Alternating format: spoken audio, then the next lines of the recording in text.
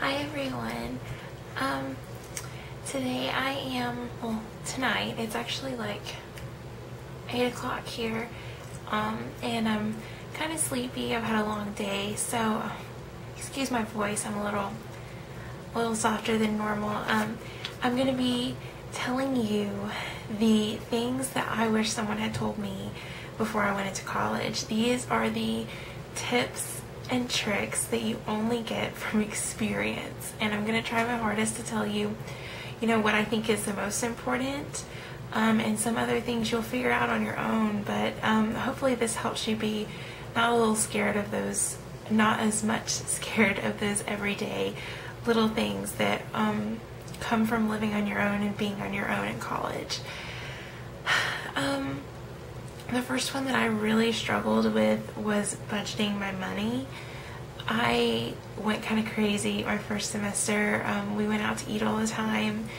I bought things all the time. We went shopping all the time. I didn't really budget my money at all. So second semester I was scraping quarters for gas money, and I didn't expect gas to be as much as it was, nearing my second semester in college. But and I drive an SUV, so it was a lot of money. But the thing I started doing, and I will continue to do, is pick one amount of money for each week, be it $25, be it $50, if you're lucky, $75, something like that. Something that you can manage and that you can do every single week. And make sure that you either take out that amount of cash and don't use your debit card, or with my debit card, I have a savings and a checking account linked, so I would move that much money from my savings account to my checking account every week, and I would say, okay, I know I can't overdraft, here's what I can use for the week. And I would do that every Sunday night, and it worked out really well. I knew how much I would need in gas, and if I needed to get more gas and I didn't have any money left, I ate on campus, because that is paid for. And remember that on-campus meals are already paid for, so use that as much as you can, even if it does get kind of boring and gross sometimes. The second thing that I wish someone had told me, oh, my necklace is turned around. Sorry. The second thing that I wish someone had told me, especially my first semester, was if you can avoid it at any cost at all, do not buy books from your bookstore at your school. These books are new and have probably been around for a couple of years. I am going to tell you about a couple of websites where you can either A, rent your textbooks. You get them at the beginning of the semester. Usually you can write in them. I would do it with pencil, but you can have them with you, and then you send it back at the end of the semester. I mean, you're already done with the class, right? You don't need it again, and it's usually a lot less. I know a ton of people who did that with their general education required classes. And then another thing is to buy used books. I have a bunch of used books that I'm actually going to sell back online or through my Facebook to people that I go to school with. The best one that I've heard for renting your textbooks are Chegg.com, and the best one that I have found, there's actually two. There's one that's specifically for textbooks. It's called Half.com.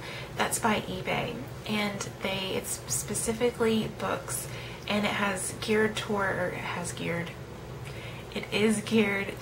students, so it's really easy to navigate. And the ISBN number on the back of the book is what you're going to need. I'll get you one. Okay, so I'm going to show you what the ISBN number is. And if you go on your school's website and you look up your course, usually you can already find your textbook.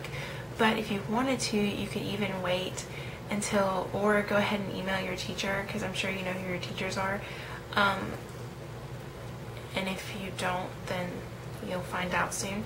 You can email your teacher and find out what book they're using for the class that you asked for the ISBN number, The ISBN number is those right down there.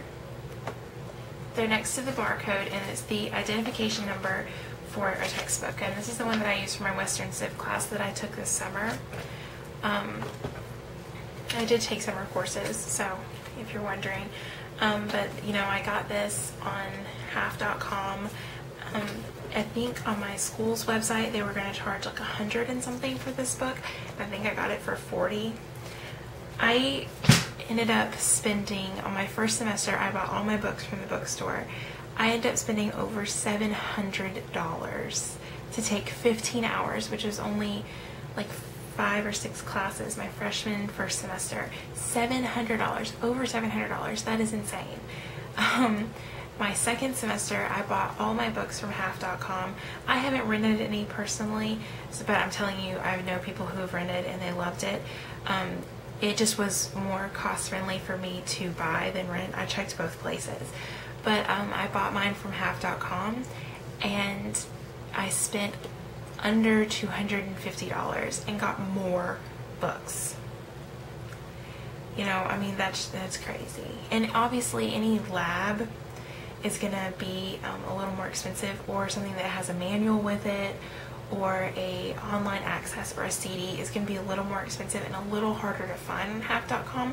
But if you do your research online, you really can save a ton of money. And if you're paying for it yourself, you're feeling the effects of that. And if your parents are paying for it, they're feeling the effects of that. So I hope that helps. And please try to find it online. I mean, I wish someone had told me that before my first semester, before I wasted like $500. But anyway, learn from experience, right? Tips from experience. My next thing from experience, I have a Post-it note with all my stuff on it, in case you're wondering what I'm looking at. My next thing from experience is to schedule things. Schedule your study time, schedule your going out time, schedule your party time. I don't really party, but, you know, that's just me. Schedule, you know, if you... I didn't have a planner my first part of my semester, and I can tell you they are so worth it. I have this one for next semester. It's just from Target. It's like a Mead one, and it has just the little tabs right here, and it's like September, October, November, and you flip through, and there's like a big calendar, and then there's like big spaces to write your homework and your social events. And I did write my social events, you know, because one thing is, I'm gonna talk about this in a minute, but writing your social events down for the weekend, you know, really helped me, because, you know, I would look and I would be like piled upon piled of homework, and then I would look down here and I'd be like, oh, but you know, we're going to the lake this weekend, or oh, you know, this concert's this weekend, or you know, we're going shopping this weekend, or I'm going home this weekend. You know, I had something to look forward to. Every time I looked at my study list, I tried to think, you know, 4 more days and I get to do my fun stuff, or you know, stuff like that. And definitely schedule your study time, because that gets a little crazy. And yeah, so that's my scheduling lecture. Sorry, but it's true. Schedule your time. It really helps to be organized with your time. Communicating. Okay. Communication is vital in college. Not only with your parents, because you need to call them, you know. I talk to my mom a lot. I'm not going to say how much, but we're really close, so I talk to her all the time.